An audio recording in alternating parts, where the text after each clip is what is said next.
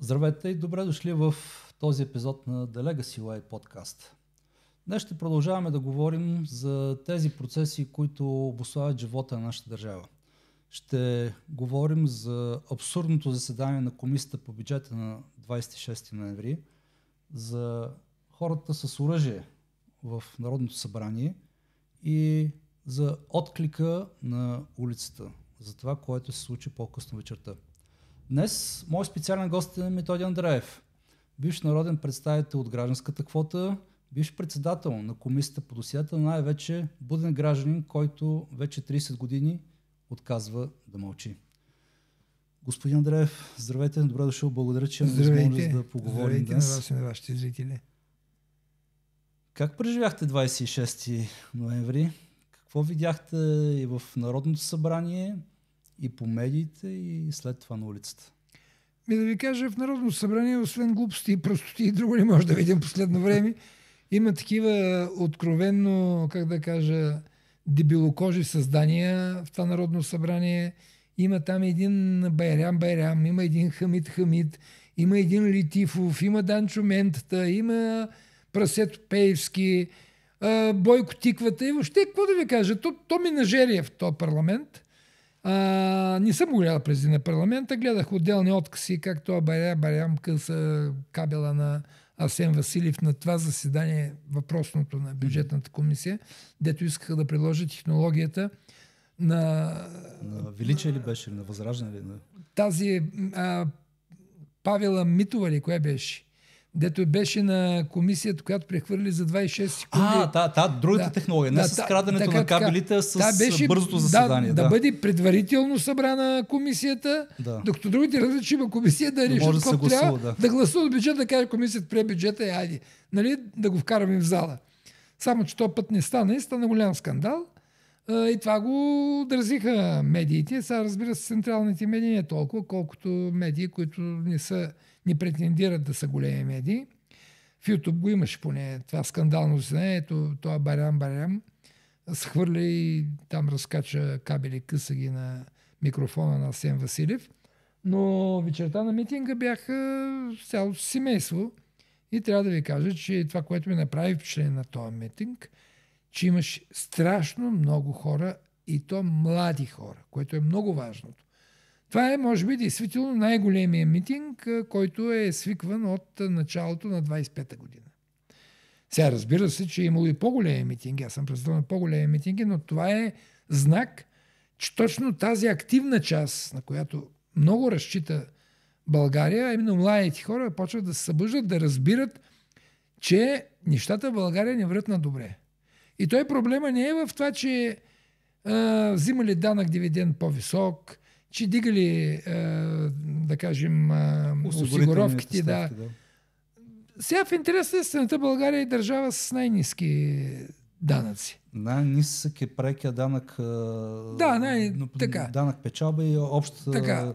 Проблема не е в това. Но общата данъчна тежест е много висока. Съответно към други европейски държави ние отиваме 40%. Не е в това проблема. Проблемът е, че ако искат да увеличат осигуровките, те трябва да покажат тези пари, които ще постъпят, къде ще отидат и за какво ще отидат. Проблема е, че хората не вярват на тези управляващи. Те знаят едно, че тези хора дигат данъците не за обществено благо, не за да създадат по-добри условия за функциониране на българското общество, а да ги откраднат. И когато стане дума ти да плащаш данъци, а човекоподобни създания, като те, които ни управляват, да ги крадат, настъпва това, което видяхме вечерта на 26 ноември в центъра на София. Понеже казахте бюджета с няколко думи. Това е бюджет за кражба. Най-опасните призива е плащайте си данъци, за да можем да ги откраднем. Това е призива на този бюджет. Плащайте си данъците, за да можем да ги откраднем. Защото ние не можем да откраднем европейски пари. Там е трудно, Кьовише ни застрашава. Затова сега, като може да откраднем европейски пари, вие ще платите данъци, ние ще ви откраднем. Горе-долу това е... Тоест те искат да продължат да крадат със същия темп, даже и повече. Същия обеми, може би по-големи, само че вече друго канче. И това е също, затова казвам, че това правителство е най-голямата заплаха за еврозоната. За еврозоната не е толкова голяма заплаха, даже и Възраждане. Това правителството Възраждане Те са популисти. Те са хора, които нямат политическа тежест в България. Има да има народни представители, но нямат политическа тежест. Тя ги използват, за да създават някакви настроения. Опасните са тези, които управляват. Тоест ГЕРБ, ново начало. Айде да почна. Ново начало, ДПС ново начало, защото те са флагмана на тази коалиция. Макар че ГЕРБ им най-много депутати, да не забравяме, че на ГЕРБ лидера е на подчинение, пряко подчинение на Делян Пеевски. Затова слагам ДПС ново начало на първо место, после ГЕРБ, ИТН, БСП. Сега както видяхме днес и БСП отидаха сутринта, позируваха на вратата, влезнаха, излезнаха и веднага вчера всъщност хвърляха, казаха, ние ще напуснем, ако не се приеме този бюджет. Сега Свети и БСП и Наско Зафиров какво говори, апетитът идва с яние. Това те почнаха да се хранят доста добре вече. Дълго време, може би колко година ли стана? Всъщност проблема е, че ако Корнелий Нинов някакъв гръб и по някакъв начин държеше паритет на Пеевски, имаше така някаква граница, която беше поставила, Наско Зафиров е отворил тотално... Абсолютно, да. Там са събрали една група Атанас Зафиров, Кирчо Добрев, Гуцанов, Манол Пиков, Иван Иванов. И те хора са, са брокери в БСП. Значи те хора са гордеят с това, че са стари членове на партията или произхождат от фамилии, които са стари членове на партията, но те знаят, че в момента са на такава позиция, която в близките 100 години повече няма да бъдат. Аз не просто, че няма да бъдат, ами аз като гледам как бъдат нещата, те на следващите избори БСП няма да влезе. Точно за това не трябва да бъдете абсолютно в никой случай да вярвате на това, което виждате. Че влезнал Наско Зафиров, че казал, ако този бюджет не е, ние ще напуснем. И искам да го питам Наско Зафиров, като напуснат, какво ще стане?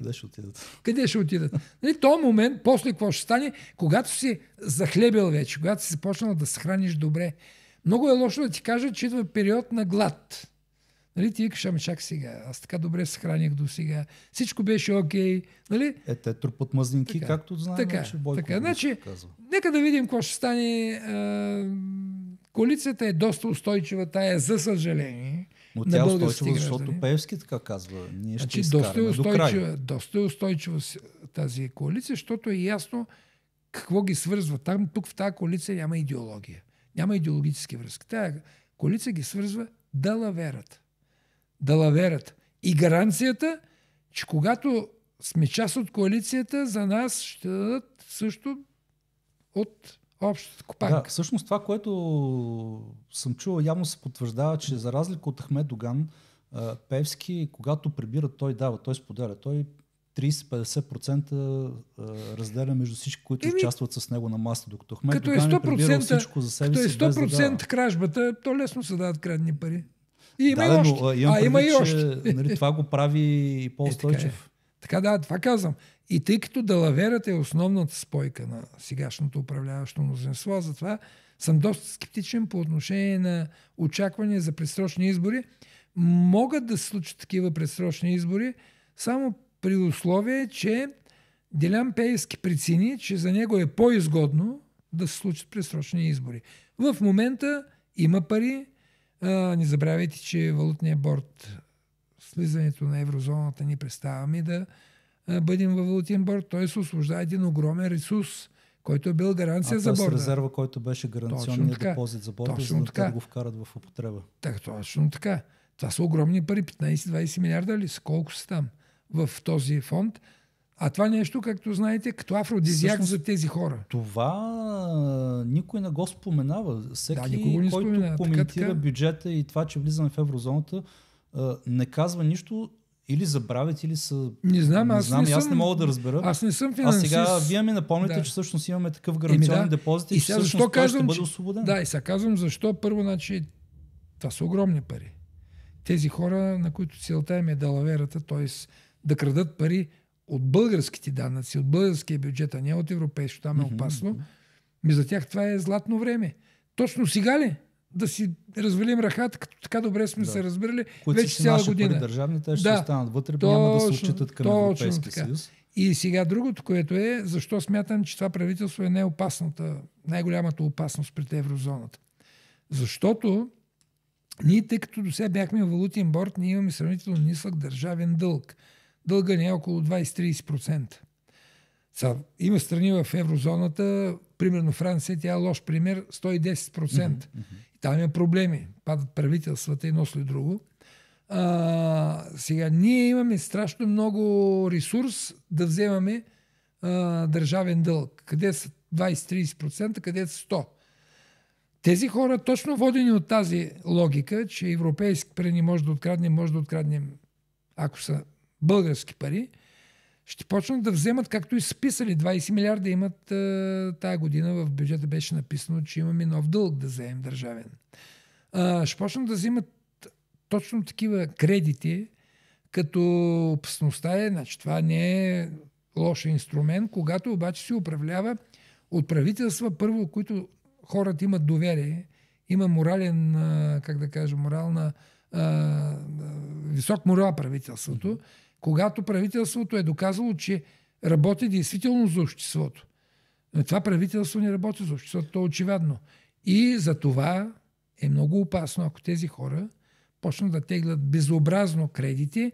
Това може да доведе България в момент, в който ние да влезем в най-мощната и богата част от света, еврозоната, ние да станем, да влезем в негативен тренд. Понеже казахте нещо за безобразие, искам да я върна за момент на деня на комисията.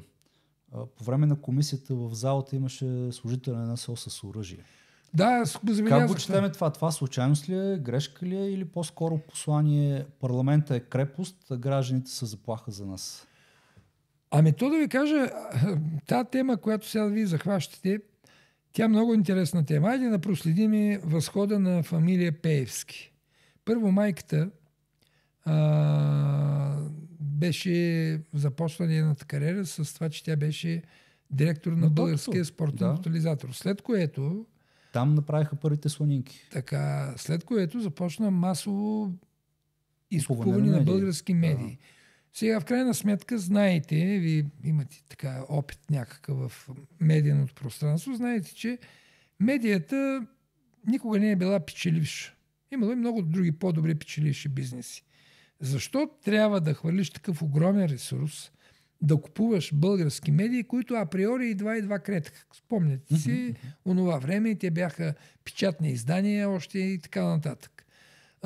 Вярно, имаше после монопол на разпространението, но все-таки този бизнес не е от най-печелившия. Тоест, някой много хитро направлява действията на Пеевски. Този някой най-вероятно е група от интелигентни, стари служители на Държавна сигурност. Няма как. Кръга Монтерей ли? Първо беше кръга Монтерей, после иде да го знаем кой кръг. Някой друг кръг е, нали? Защото първо, пълзящия преврат за вземането на държавата трябва да се осигури най-сериозния плацдарм. Пропагандата, да. Медиите. Започна, след като България стигна 111-то място по свобода на словото, почна цензура. Големите медии, примерно мен не са маканали в BTV и в Нова телевизия, не помня от кога, а преди маканяха в месец поне 2-3 пъти. Нали, аз не казвам, че съм интересен, но гледам и други хора, нали, много внимателно се подбират.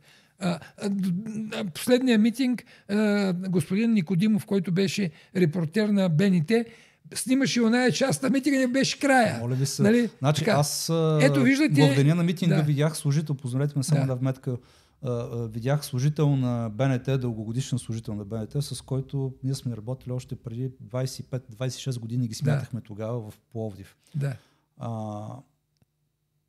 Това, което ми каза той, че при няколко години Кошуков ги е събрал всичките и е ми казал: до сега правихте журналистика, от тук нататък почвате да правите пропаганда. Ето. То е факт. Тоест, някой много умно каза на това семейство: купувайте медиите. И приключваме с правата на словото. След това беше превзета прокуратурата. Почнаха да се назначават главни прокурори в лична полза. Цацаров, Гешев. Сега той е нищожният главен прокурор, но го водят главен прокурор, той е нищожен, но така, нали, водят го главен прокурор. Почнаха да превземат съдилищата. Примерно Върховен съдебен съд го превзеха. Така. Има и други опити и успехи. Специализираният съд беше тотално превзет от тая банда, която е главата на българската държавна мафия. Значи втората стъпка беше да подчиним съдебната система. Всяка ОПГ иска да почини съдебната система, защото, както казваше Живко Сталев, когато една държава няма правосъдие, тя се превръща в организирана престъпна група. Затова нашата държава е държава с държавна мафия. Мафиите са частни тайни организации, които контактуват по особен начин с власт имащото, като България. Държавното ръководство, тези, които представляват мнозинството, което управляват, те са мафията. Така до там докарахме. Това беше втората стъпка. След това третата стъпка. Третата стъпка е подчиняването на силовите структури. Дигнаха им заплатите до небесата. На фона на сравнително ниски заплати на много други български граждани.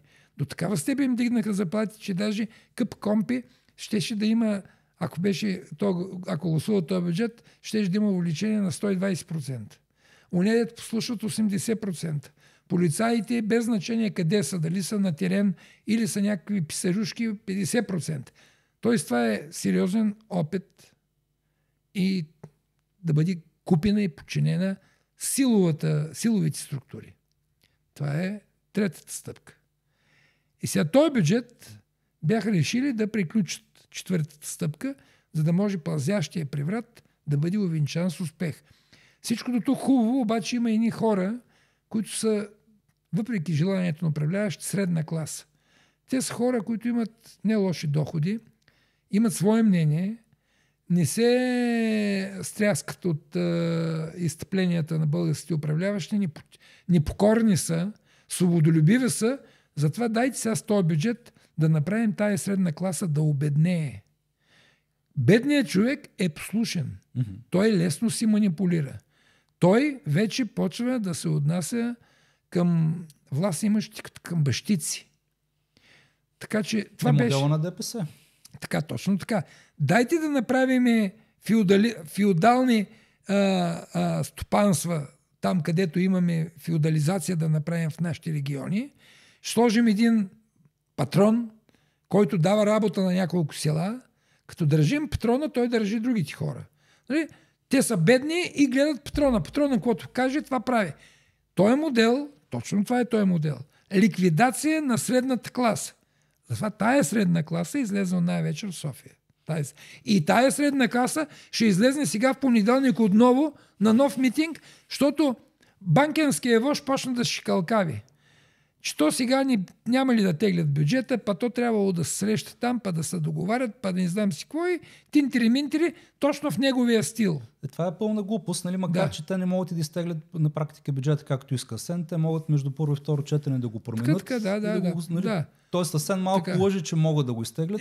Технически дали не могат дали не могат. Важното е следното. Да приемат тези препоръки, които са им дадени и които не са в ущърб на обществото, които не водят до такива драстични спадове в заплащането на хората, които произвеждат реално. Така че ето виждате 40 стъпки на пълзящия преврат, който българската държавна мафия иска да ни наложи. Затова има един много интересен епизод от ваш колега Тоя Цанов напред и нагоре. Той е направил едно хубаво филмче, казва се "България ново начало", и трябва всеки български граждан да го погледа малко това филмче, за да види какво ни готвят, защото това е. И ако продължим ние да си стоим в къщите и да викаме "това нас не интересува", няма да станем по-богати, станем още по-бедни, и ще бъдем вече в форма на една демокрация, на мека диктатура. Това е нещо много важно. Когато говорим за гражданската позиция и това, което видяхте вчера на протеста, дали видяхте нещо ново, качествено, различно, или това просто беше някакъв моментен изблик на гняв? Като оставим, че партиите, които бяха на протеста, са добре познати, младите хора. Това мен ми прави огромно впечатление. Там имаше хора, даже гледах после в YouTube изказвания, има хора, едно момиче казва: "Аз вика от 10 годишна ходя да протестирам против Пеевски, но така повече не може и ставам вече абсолютно фен на всички протести и ще присъствам всички протести." Примерно на митинга беше дошъл моя голям син, който за пръв път ходи на протест. Нали? Така че младите хора. Там е болката на държавната мафия. Младите хора трябва да си поискат и да си вземат държавата. И трябва да знаете едно, че тези хора, които ни докараха до това положение, да сме първата бананова република в Европейския съюз, защото ние сме бананова република. Точно така, да, управляваме точно като точно бананова. Така. Цените са на бананова република, инфлацията е на бананова република, приходите са на бананова република, не помпат като бананова република. Точно така. Така че трябва да знаете едно, че в тая битка за демокрация, защото това е битка за демокрация, тези лошите, към тях не трябва да има снизхождение. Те трябва да бъдат изправени, когато смени правосъдната система, трябва да бъдат изправени пред българския съд и да бъдат съдени за това, което са вършили, защото корупцията е видима.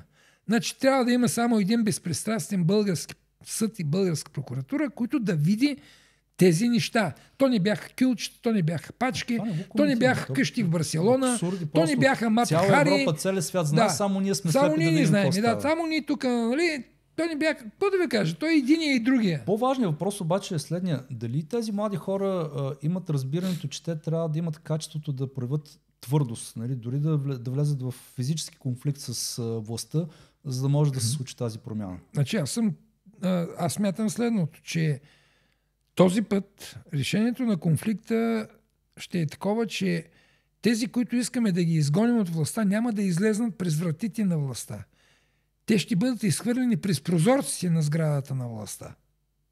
Защото до сега предните протести се измекаха по терлици, размих протести, вкарах свои, да кажем, такива...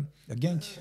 Не агенти, ами фалшиви патици, които отклоняват вниманието, както беше Итана, които уж бях протестиращи, после станаха, сега ги виждаме къде са. Те и ПП бяха на улицата и спраха Бойко точно и така. го върнаха Да не говорим това, което направих ПП и ДБ, заради което продължават да бъдат в една позиция, която някакси не съответства на настроенията на хората, защото хората не харесват нито Бойко, не харесват нито Шиши, не харесват нито Слави Трифонов, да не говорим за БСП.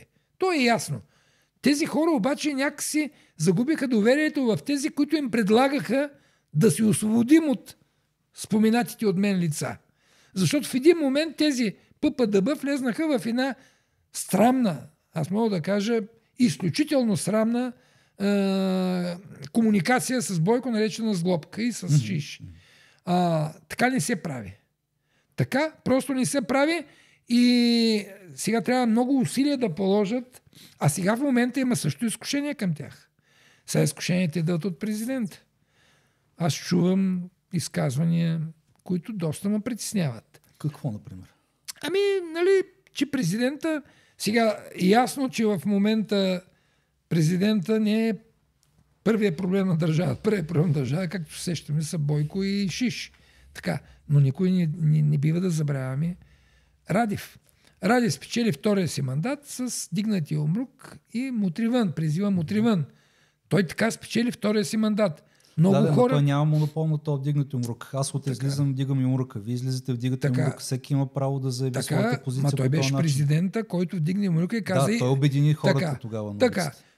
Оттам нататък, сега гледам, той много усилия полага да се разграничи от крадливата власт, да я критикува. Обаче аз дам следния въпрос. Ясно, Радев е човек, който си има симпатии към Путин, има симпатии към Русия. Това е ясно. Даже аз го наричам президент 50-50, наполовина президент, наполовина резидент. Няма значение, това е ясно, това е видимо. И това той няма какво да ни изненада повече.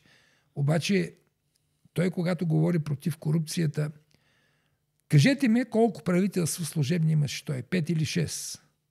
Нали така?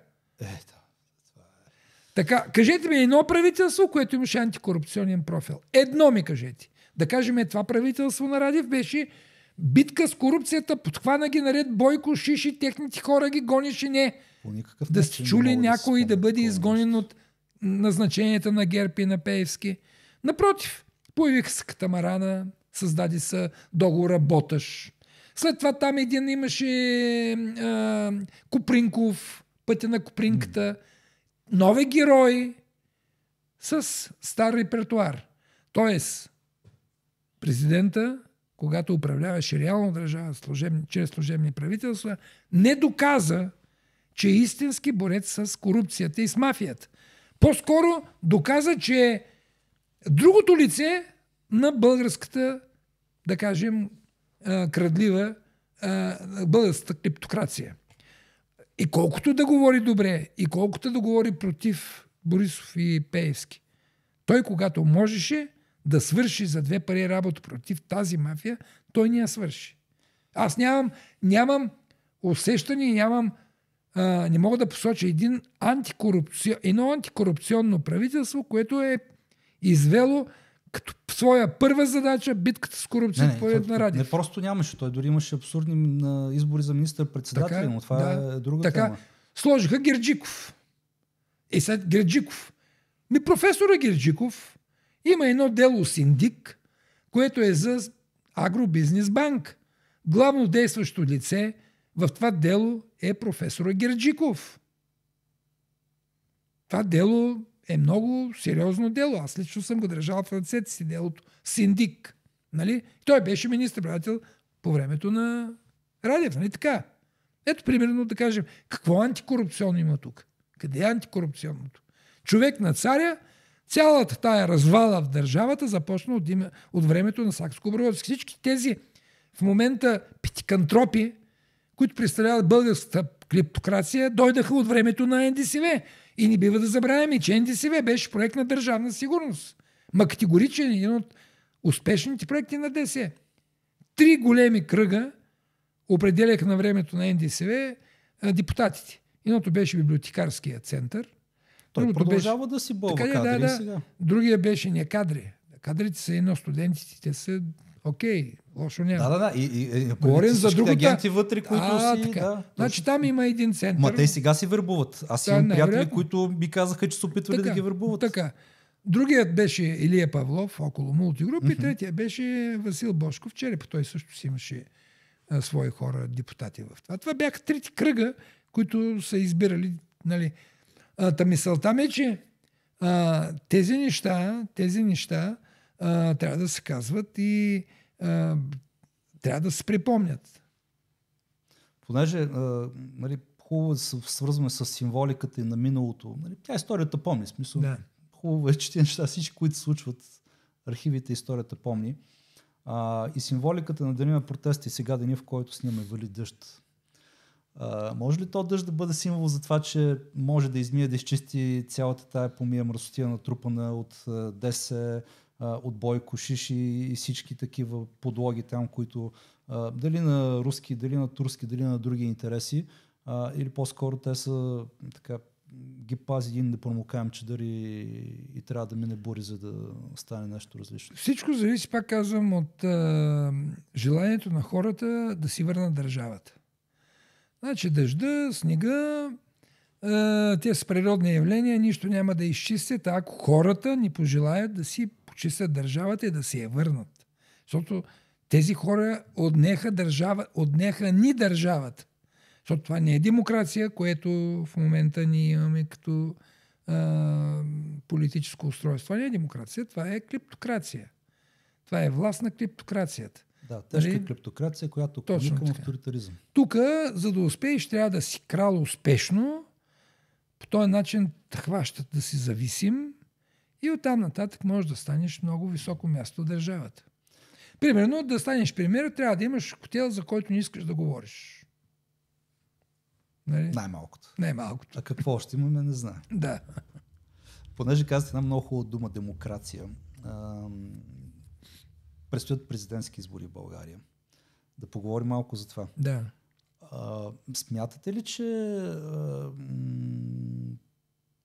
президентските избори могат да бъдат катализатор за тази позитивна промяна, ако тогава не е паднало правителството и хората не са измели или поне така не са изтупали от прозорците пердетата и праха, нали, натрупан в НСЕ. Форума за демократично действие, който стартирахте с други съмишленици няколко месеца по-рано тази година, може ли на практика той да излъчи първообраз на решението за това желано светло бъдеще на България? Значи на тези президентски избори трябва да се гледа в два плана. Единият план е да си демократичната общност да успее да наложи своя кандидат за президент. Това е доста амбициозна и доста тежка задача от гледна точка на позициите в момента, които имат съответните демократични общности в страната. Но при всички случаи президентството, това е втория план, могат да бъдат катализатори на създаването на една нова, да го кажем, политическа форма на нова форма на демократична политическа формация. Mm-hmm. Защо го казвам това? Защото президентските избори те са мажоритарни избори и не би трябвало различните партии да имат кой знае какви противоречия за подкрепата на общ кандидат. И ние в форума за демократично действие, ние сме политическа организация, ние сме форум, ние сме хора, които искаме да бъдат медиатори, иначе между доста обтегнатите между някои представители на демократичната общност отношения. Искаме да успеем да медитираме между тях, да бъдем медиатори, да могат те да направят нещо общо, като това нещо общо, примерно да излъчат общ кандидат за президент и той да мине задължително през предварителни избори. Идеята е бъдещия кандидат президент на демократичната общност, не на дясното, не на лявото, на демократичната общност, да бъде излъчен чрез предварителни избори. Като това е начин да се действително първо да се активират сравнително индиферентните части от българските граждани, да разберат, че нещата този път са много важни, на кантар са. И ако ние сега не успеем да обърнем тренда на тези избори, тогава действително държавната мафия окончателно ще реализира плана си за меката диктатура и в България може да се случат неща, които примерно ако преди 30 години, когато беше началото на промяната, някой беше казал, че ще дойде и време, като ще има един Делян Пеевски, па един Бойко Борисов, па ще има такива неща, които ги виждаме всеки ден. Вие щяхте ли да вярвате? Не. Така нямаше да вярваме за това нещо. Така че човек не трябва да каже, това не може да стане. Напротив, ако ние не успеем да обърнем тренда, политическия тренд на тези президентски избори, следващата стъпка е действително на тотално превземане и изграждане действително на диктатура в България. Добре, обаче сега аз тук искам... Ще поговорим за форума малко. Да. Има ли опасност форума да се окаже мъртвородена конструкция? Вие казахте, че има напрежение между различните политически представители вътре, и участници, които... Може ли по такъв начин да се окаже, че заради това напрежение всъщност форума сам по себе си като идея, концепция, нещо чудесно, но е мъртво роден заради тези сили, които вътре се опитват да дърпат чергата към друга. Нали? Дали заради това, че са политически представени в парламента, дали заради това кой повече гласове има от другия, т.е. това му дава някакъв все едно приоритетно значение в тази конструкция. Значи аз съм привърженик на следната проста логика. Ако ППДБ имат достатъчно гласове, за да спечелят президентските избори, нашия форум няма смисъл. Те си самодостатъчни, щяха да си излъчат президент. Аз като техен симпатизант щях да си гласувам за този президент. Всичко ще да е окей. Само, че те нямат достатъчно гласове. Те не само, че нямат гласове, те нямат адекватна фигура, която да излъчат за президент. Фигурата. Ама не, кандидатът е много важен. Фигурата е коренно различна работа. Оставете кандидата. Нямат базата. Тоест, когато нямаш базата, ти се нуждаеш от всякаква помощ. Малък, голям. Когато си много голям, можеш и да не се размиват. Може да не си губиш времето с създаване на такива по-сложни конструкции. Но в случая нещата са така. ППДБ нямат достатъчно политическа подкрепа, за да бъдат успешни, техният кандидат да бъде успешен на тези избори, които се задават президентски избори. Затова, според мен, това, че са парламентарно представени, това, че имат субсидии, много вероятно да поемат основна част от финансирането на части от кампанията, да, това е така, но те ни трябва да отхвърлят с пренебрежение и с високомерие всяка подкрепа. Особено на единомишленици, които в момента смятат като нас, че трябва да имаме общ кандидат за президент, който да е успешен на тези избори.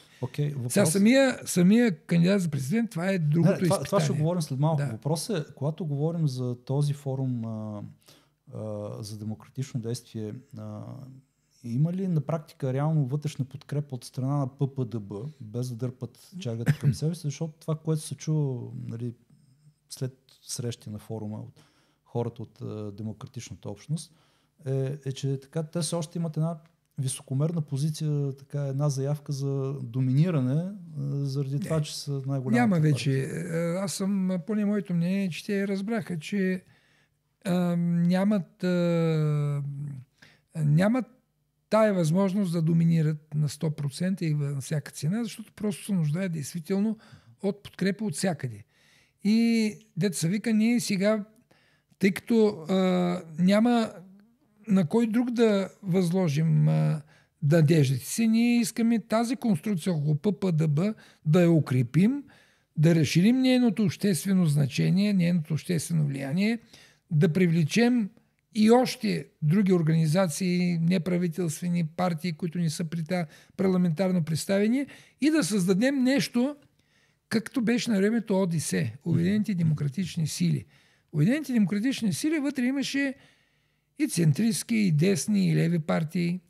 Нали? Защото в крайна сметка това демократично, то не е дясно. Значи демократично и дясно не е абсолютно еквивалентно. Да. Вътре има точно така. Някой вика, ама той вика, десните са демократи. Десните са част от демокрацията, но те ни изчерпват представата за демократична политическа партия. Демос народ. Да, точно така. Всички ляво, дясно, център, горе-долу. Идеята ни е да направим ОДС, ново ОДС, второ издание ОДС, нова ОДС, което спечели с най-много народни представители, парламентарни, после и президентски избори. А имаме възможност да го направим. В ОДС не всички партии бяха големи, имаше и малки, имаше и по-големи. Нали? Ето това е идеята. И всички тези партии в това ОДС трябва да имат по един глас. Тоест вие казвате, че вече следва да почнем да наблюдаваме така смекчаването на тази надменност на ППДБ в преговорния процес, така леко оттегляне. Да. Аз смятам, че ако искат да продължат да съществуват, защото трябва да ви кажа, че след, не дай си Боже, загуба на президентски избори, тези партии се оттичат в канала и няма да има повече нито един народен представител. То е ясно. Това е последната им възможност. Това е последния... Добре, окей. Когато говорим тогава за тая, да го наречем така, необходима крачка назад в този процес. Да. Кои са действията? Коя крачката, която те трябва да направят, за да може да се случи този път напред, този широк диалог и обединение от ваша гледна точка? Сега очакваме те да подпишат едно споразумение, ППДБ да напишат едно споразумение, в което са описани всички тези принципи за създаване на такава широка коалиция, която да... А кой създава всъщност това споразумение? В смисъл, вътре в него включени ли са други партии, които включително са непарламентарно представители, но нали, са част от тази демократична общност? Аз ще ви кажа, аз съм привърженик на следното нещо. Значи, ФДД е основният автор на това споразумение. Хора от ФДД. Тъй като ППДБ форма са парламентарно действие, само да... Точно така, форма за демократично. Тъй като ППДБ са парламентарно представени, те са 3 партии, ние с тях започнахме, създадахме контактни групи, направихме да прегледат споразумението. Общо споразумението беше подкрепено от техните представители. Сега от тук нататък, каква е идеята? Идеята е, ако едно такова споразумение тръгне да си прави между 3 политически партии и едно неформално сдружение като нашето е едно. Ако едно такова споразумение тръгне да се прави между 30 политически партии и едно, никога няма да стане. Трябва да си признаем. Всички останали партии, които искат да се присъединят, споразумението достатъчно демократично. Тоест и зелените, и зелени, червени, сини, каквито ги кажете. Там не, без червени. Единение, които... Без червени. Без червени. Които Петър Славов каза, че всъщност най-активната в момента извън парламентарно представена политическа опозиция на Иван Христанов. Да, Иван Христанов също ще бъде поканен, както сме говорили с него. Аз лично също съм говорил, Иван Христанов говорил и с други членове на ФДД. Значи, трябва да си имаме доверие първото. Ако ние си нямаме доверие. Ама ППДБ са хората, които загубиха доверието на масата. Така. Точно те трябва да внимават най-много, за да не загубят за пореден път доверието. Значи те точно, защото знаят какво е да загубиш доверие, те не би трябвало да допускат въобще каквото и да било. Аз имам добро отношение към ПП и ДБ. И имам нормално отношение, макар че има хора, които там на които нямам доверие, но като формация имам доверие. Защото ако ние в момента тръгнем с едно такова подозрение, че видите ли, някой иска да ни излъжи, някой иска да ни подлъжи, ако искаме да имаме успешен кандидат на следващите президентски избори, не казвам непременно избран, казвам кандидат, който поне да достигне на втори тур, защото вече втория тур, това е действително сериозно предизвикателство, стигнеш на втори тур. Ние трябва да знаем едно. Трябва да си вярваме, трябва да убедим хората, че това, което правим, е честно и почтенно и че нашите предварителни избори не са нагласени.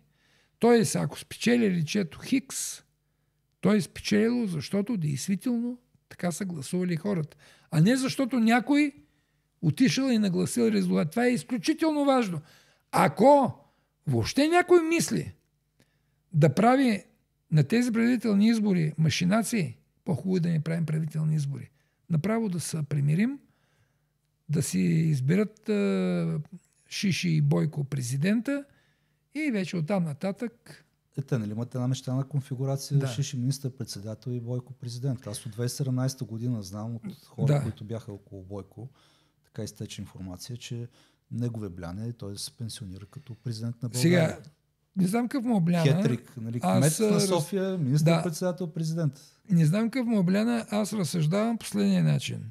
При наличието на Мамут Шиши, който ясно заяви, че иска да става премиер, Бойко шанс да стане премиер при наличието на Пеевски няма. Бойко това го разбира. Не може в... да и остава алтернативата президент. Да, така. Ако Бойко реши да става премиер, рискува... Премиер или президент? Премиер. Ако реши да стане премиер Бойко на всяка цена, рискува да се сблъска с чел. Да се сблъска с Шиши, с прокуратурата и всичките екстри, които предлага Шиши. Така. Бойко в крайна сметка е човек, който е страхлив, има добре чувство за самосъхранение, това няма да го направи. Затова единственият начин, без да се кара с Шиши, същото време да му се запази на него позицията и най-вече да му се гарантира физическата неприкосновеност. Защото на Бойко всичко минава през сигурността, неговата личната. Той ГЕРБ е превърна в своя лична фирма за охрана, охранителна фирма. Той иска да е лидер на ГЕРБ, защото ГЕРБ го пази, прави го знаков, прави го значим. Това е ясно. И той използва ГЕРБ точно в тази посока. Та мисълта ми е, че единственият начин да си осигури точно тази сигурност физическа, да запази позиция, да може да ходи по света, да щипи Урсула, да среща с Тръмп и така нататък, това е да стане президент. Там Шиши ще му помогне.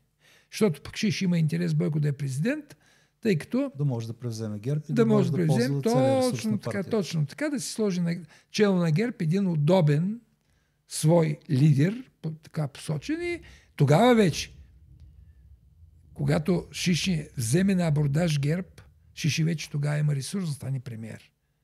Нали? Това е напълно реална и напълно възможна конфигурация, логична конструкция. Тук няма противоречия. Така че това нещо е възможно да се случи, но Бойко какво се страхува? Той Бойко, ако не беше толкова страхлив, до сега щеше да обяви най-вероятно кандидатурата си. Бойко се страхува, че тъй като това са мажоритарни избори, той може да ги загуби. Това за него е големия кошмар. Да загуби той, като Бойко Борисов, мажоритарни избори. Ако той има малко убеденост, надежда, че ще ги спечели, той категорично ще каже да, съгласен съм. Това дето казва, че още той нямал да бъде президент, е точно за това. Той го е страх да не загуби мажоритарните избори като Бойко Борисов. Ето това е цялата. Да, това означава целият му свят да се срине. Ето това е. Точно така. Това е проблема. Добре, да поговорим тогава за образа на бъдещия президент, като качества, умения, дори така профила на личността. Какъв човек ни трябва? Говорим за човек, който на практика трябва да бъде и обединител на нацията, и борец срещу тая корупция. Нали? Не просто фигура за президент като по учебник, а реален боец. Значи, като кажем човек борец с корупция, трябва да знаем, че това е човек, който всъщност ограничава зловредното руско влияние в България. Защото зловредното руско влияние в България тече именно по корупционните практики. Даже знам, че Русия създава един пръстен от слаби демокрации, корумпирани управления. Примерно България е една такава, Румъния и тя тръгна нататък. Унгария знаем какво е. Чехия, Бабиш, Сърбия. Нали? Тоест Словения, Словакия по-точно, на Фицо. Да. Тоест такива, да ги кажем, псевдодиктаторски режими, които корупцията е базата на режима. Корумпираното правителство, всъщност правителството създава условия за държавна корупция. Ето такива режими не е обичал Русия. Тоест, нашия кандидат-президент, след като е човек с ярък антикорупционен профил, няма да казваме, че той е направо против влиянието от военното време на Русия. Това няма смисъл да си казва. Човек, който е против корупцията, има антикорупционен профил, априори е проевропейски човек. Той е, с една дума, демократ. Истинският демократ не може да е корумпиран. Истинският демократ трябва да е проевропейски. Трябва да е отворен към света. Нали, така виждам аз профила. Сега, хубаво е да има излъчване мъжкарско, защото той е... Кои три качества са абсолютно неизбежни? Това е много важно. Първо, да е демократ. Убеден демократ. Второто негово качество да бъде почтен. Да е почтен човек. Третото му качество да е патриот. Даже на първо място трябва да е патриот, защото президентът е убедител, той трябва да е патриот, демократ и да е почтен човек. При всички случаи той трябва да излъчва, да е мъжкар. Значи, той все пак главнокомандваш.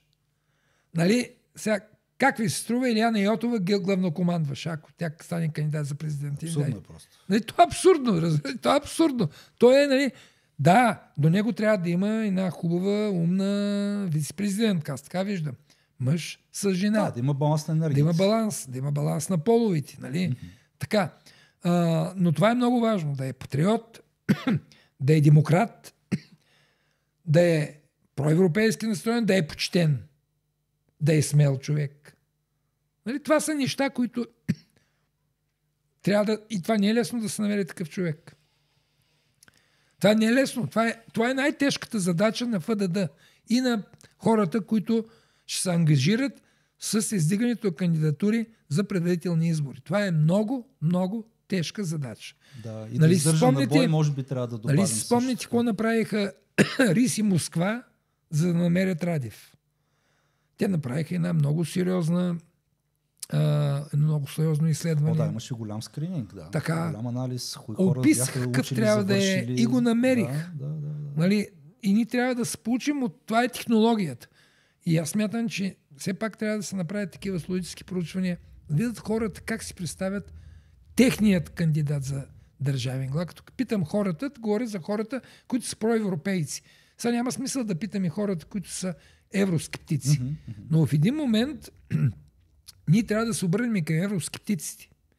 Защото и проевропейците, и евроскептиците живеем в тази държава. И евроскептиците и проевропейците сме жертва на българската държавна мафия.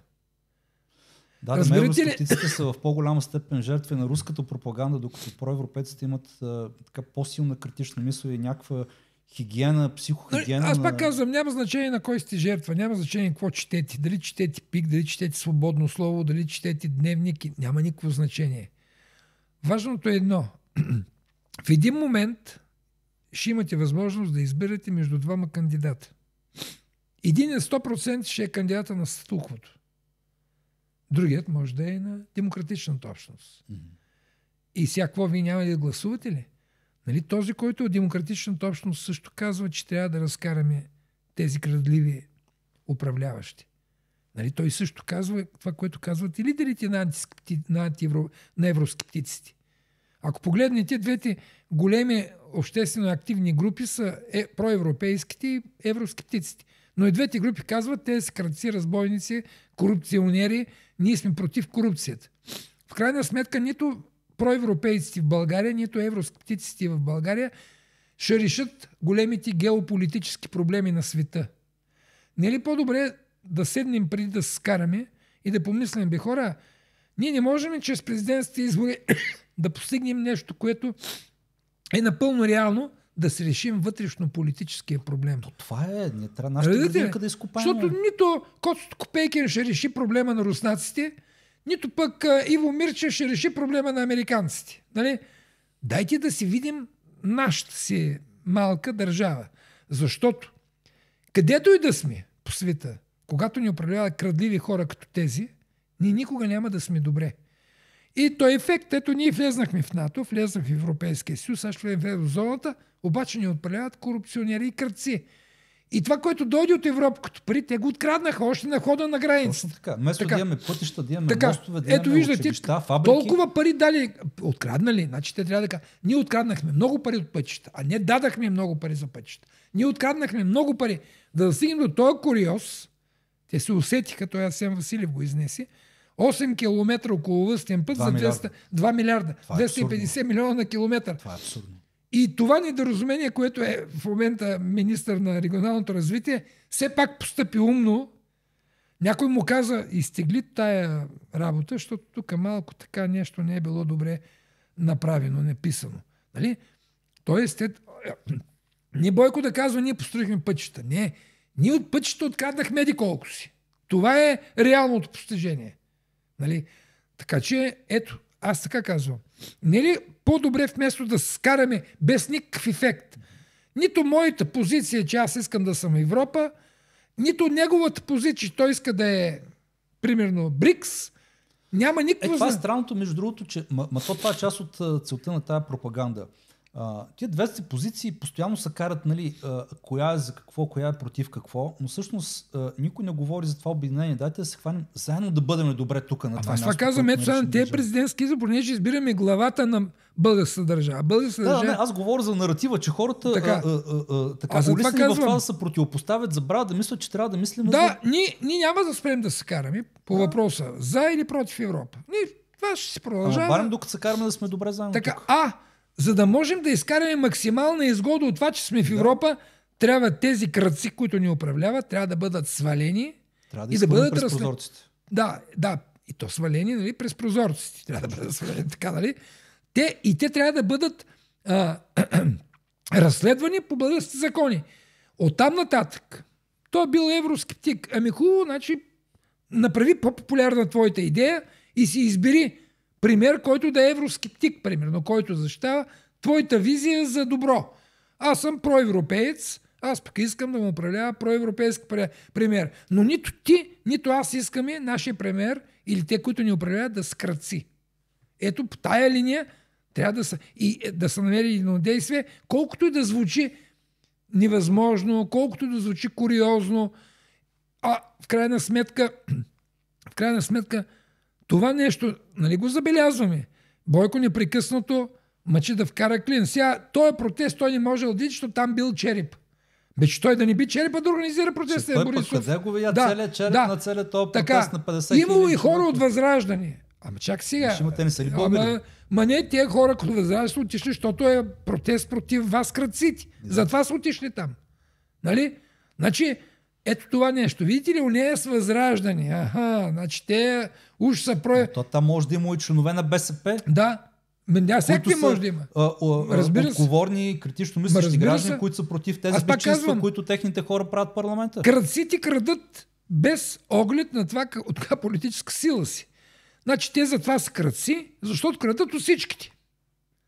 И това трябва да се разбере. Да. Те са професионални крадци. Професионалният крадец краде от всички. Той не може да каже, сега ти си от БСП, тебе няма да открадне. Няма да крада от тебе, си от нашата. Няма такова нещо. Нали? Краде са и затова как се краде от всичките. От данъците.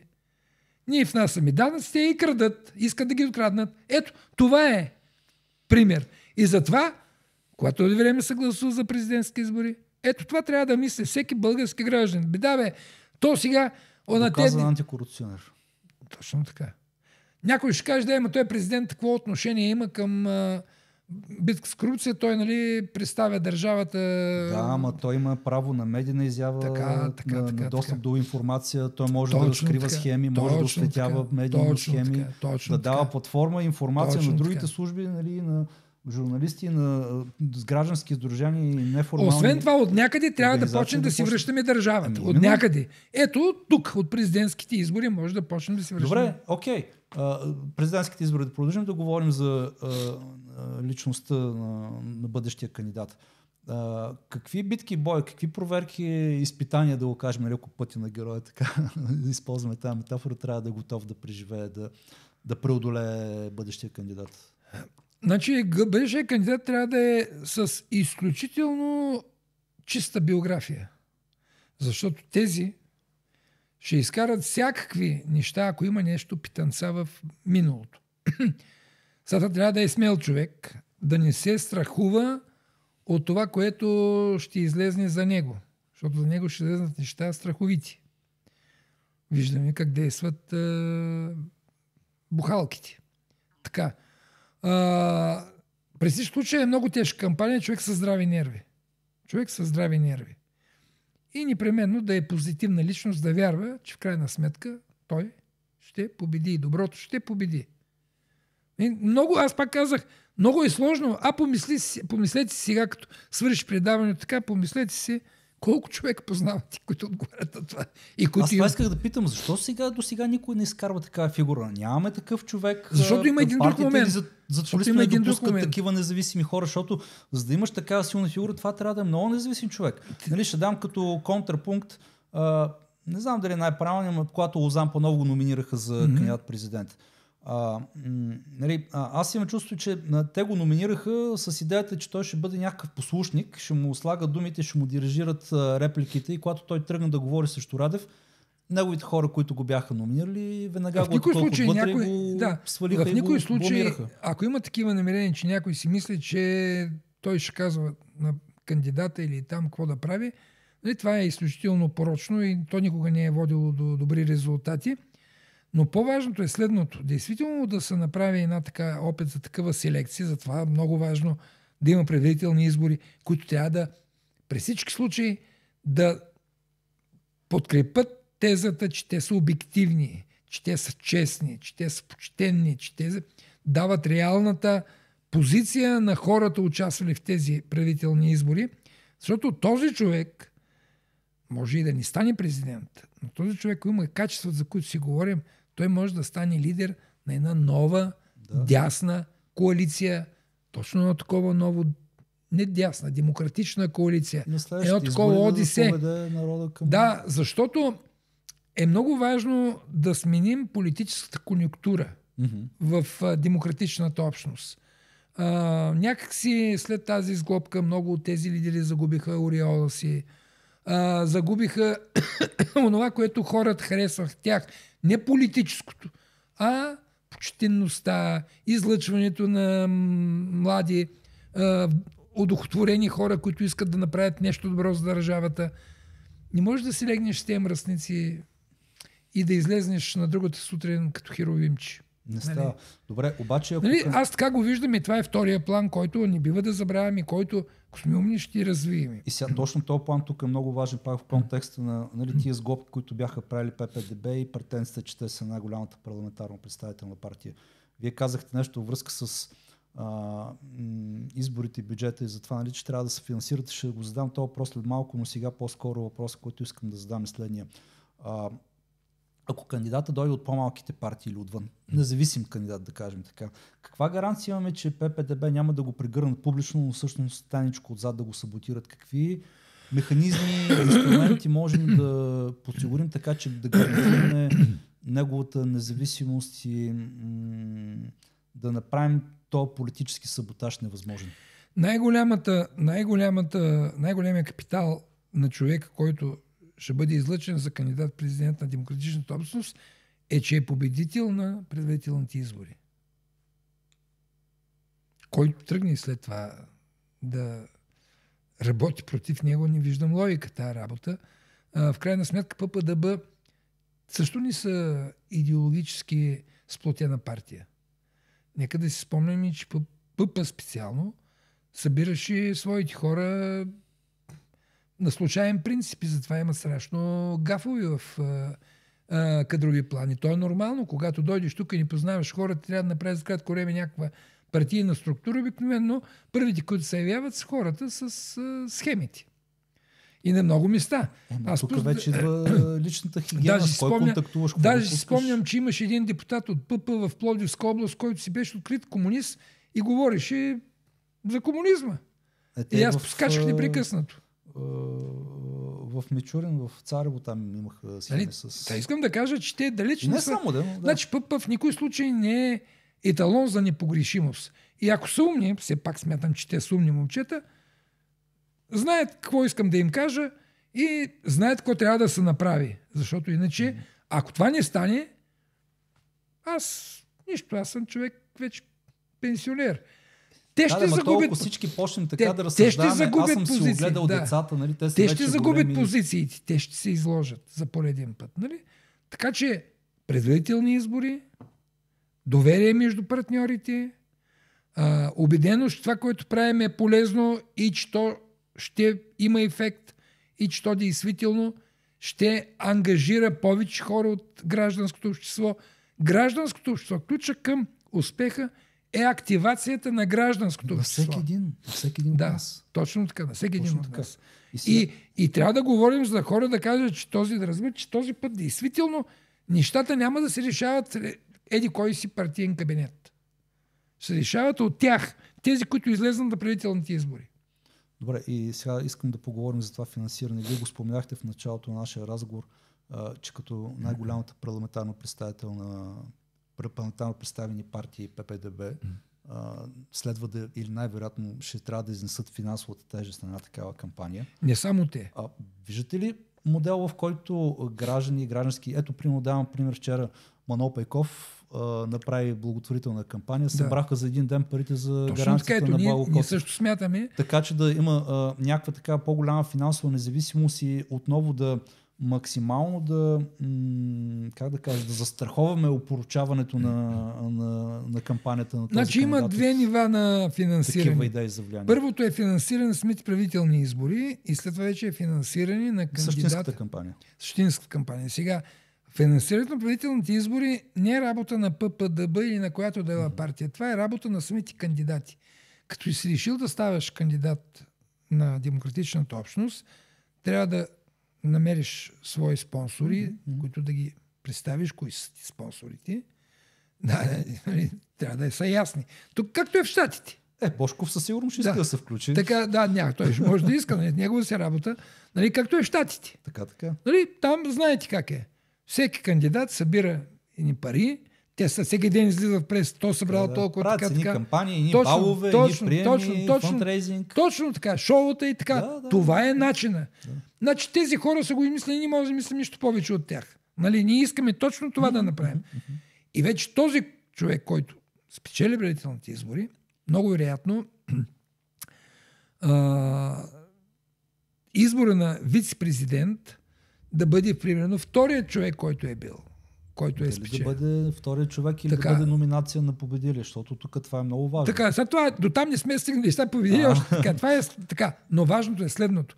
Този, който е победил, вече кампанията, същинската кампания, тогава става част, тази кампания, тогава се включат вече партиите, които влизат в това обединение. Партиите вече почват да търсят, да финансират на този... Тогава ПП, ДБ, Единение, там какво беше... зелени, средноевропейска класа. Да, и така нататък. Да. Републиканци за България, или какво беше, такива, нали? Всички, които са част, те трябва вече да финансират кампанията. Това е начина. И пак така, с такива сметки открити, да са ясни изходи, тези доходите, източниците на средства и така нататък. Да, всичко да е на светло, да е декорирано. Много е важно да е на светло. Защото в България много малко неща са на светло.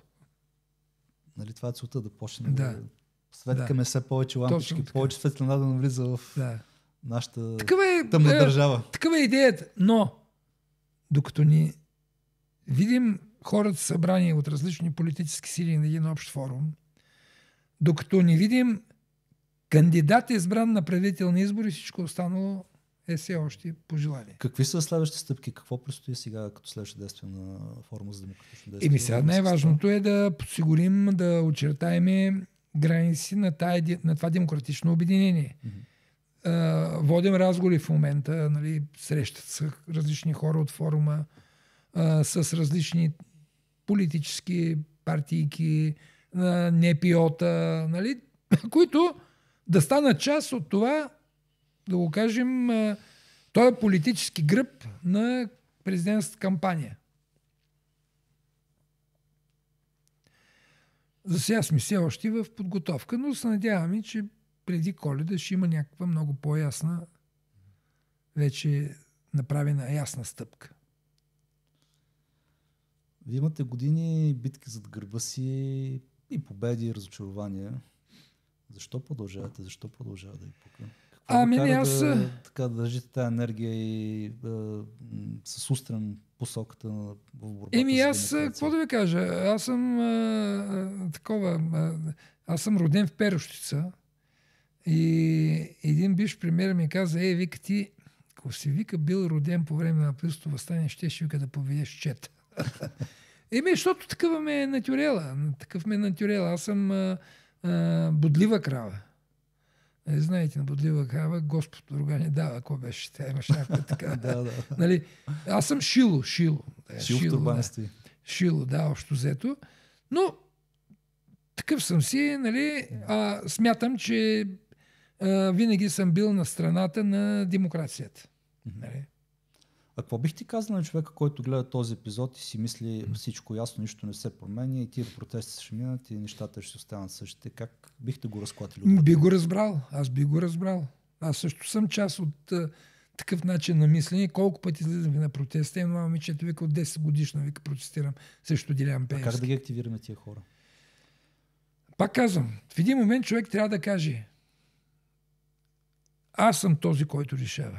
Не тези, които са на трибуните. И да стане част от общото.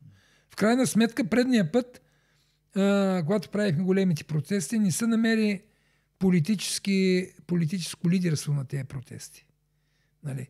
Сега, в крайна, хората трябва пак да пробват. То няма друг начин. То друго няма като решение. Ако продължим да казваме, те не стават, не стават, кажете кой друг става. Тогава вярвате на себе си, отивате да си защитавате своята собствена позиция, своя собствен интерес. Когато всички тези хора, нали, тръгнали да защитават собствен интерес, усетят силата си, те ще родат онова, което всички се нуждаем от някакво единодействие. Няма как да стане. Без протести няма как да стане. Сега хубавото е, че ППДБ организират тези протести. Хубавото е, че и много работодателски организации подкрепиха протестите. Хубавото е, че хората от така наречена средна класа разбраха, че е крайно време да напуснат уютните си офиси там, където работят, и да излезнат на площада под дъжда и вятъра, за да защитат интереса си. И то така стават нещата, иначе не стават. Вашата прогноза за следващите месеци? Ще видим ли ескалация на това напрежение? Според мен, да. Аз се надявам, че ако не бъдат променени параметрите на бюджета, напрежението ще ескалира. Аз съм това абсолютно убеден. То ще ескалира от това, че тези, които ни управляват, станаха много нагли. Те станаха безобразни. Това дразни хората. Още повече, когато сега има едни хора, които го правят, нали, защото си такива, от глупост го правят, да са нагли. Те го правят, защото са алчни. При тях колкото повече, толкова повече. Това е. За съжаление, явно не са чели целият мечопух както трябва. Да. Само едно изречение са запомнили от него. А къде е вашата лична червена линия? Какво, ако видите, че става в този демократичен форум за действие, ще си кажете, аз бях до тук? Значи, ако започнат да се... Ако почувствам, че започва да има заиграване в полза на някой кандидат, аз лично ще напусна форума. Защото аз виждам смисъл на форума на гарант това, че няма да има заиграване в полза на някой кандидат. Всички кандидати, известни и неизвестни, са равнопоставени и хората трябва да решат кой от тези хора ще бъде кандидата на демокрацията в България.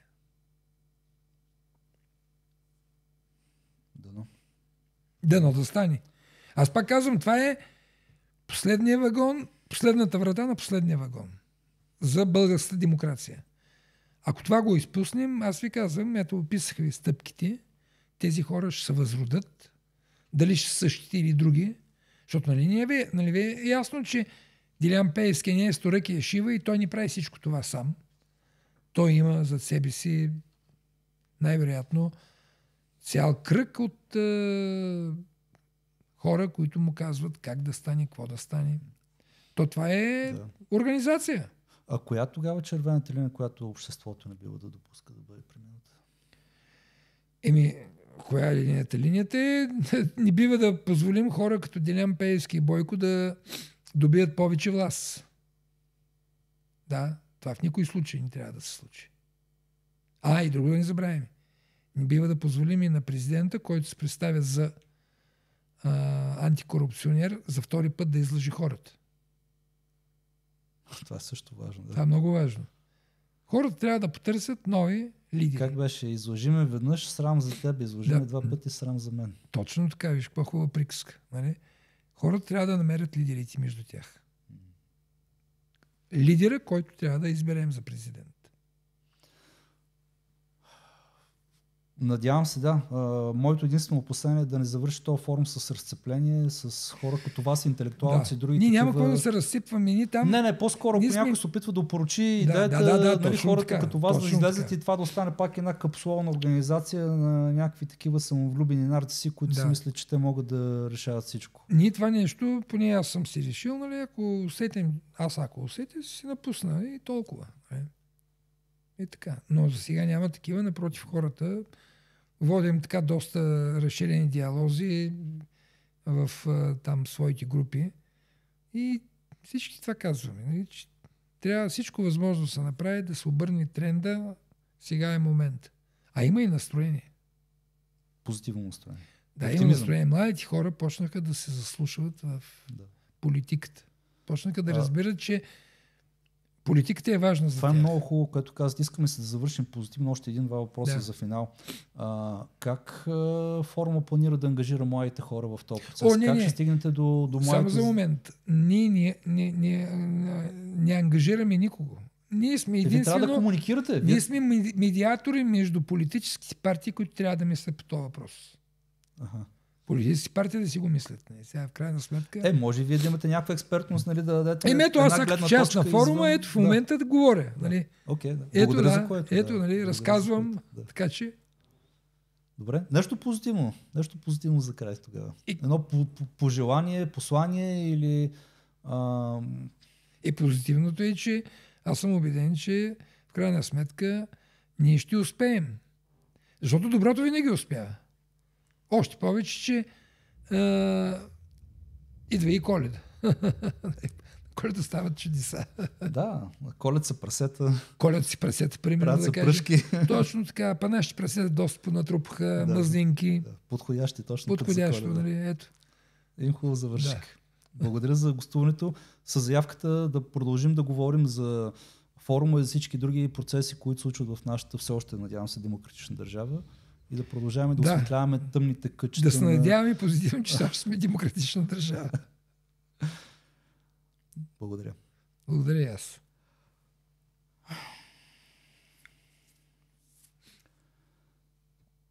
Вие бяхте с The Legacy Way подкаст, в който специален гост ми беше Методи Андреев. С него говорихме за тези тъмни кътчета, сенки, мръсни прозорци, праха, който трябва да изтупаме от завесите и прозорците на Народното събрание и мафиотите, които са се окупирали там. Следете действията на форума за демократично действие. Бъдете активни в процеса, номинирайте вашите кандидати. Нека всеки един човек, за който вярвате, че има качествата, силите, примерът, тази етика, доброта, вътрешна воля и убеденост, че може да направи нещо добро за България, да получи достъп до тази платформа, да бъде чут, да бъде видян, да бъде подкрепен по възможност от повече хора, които могат да препознаят своето представителство в него. Продължаваме да следим процесите, които се случват в нашата държава. Най-вероятно ще се видим с много от вас на улицата още в понеделник, когато следва да бъде следващия голям протест, за да напомним на тези хора на 1 декември, че следим, помним и държим отговорни хората, на които сме делегирали управлението. Какво искаме от тях и с какво няма да се примирим. До следващия епизод ви пожелавам да бъдете отговорни и осъзнати за следите, които оставяте по пътя си. Бъдете именно точно това, този пример, тази светлина, която искате да виждате, че се разпръска около вас. До нови срещи!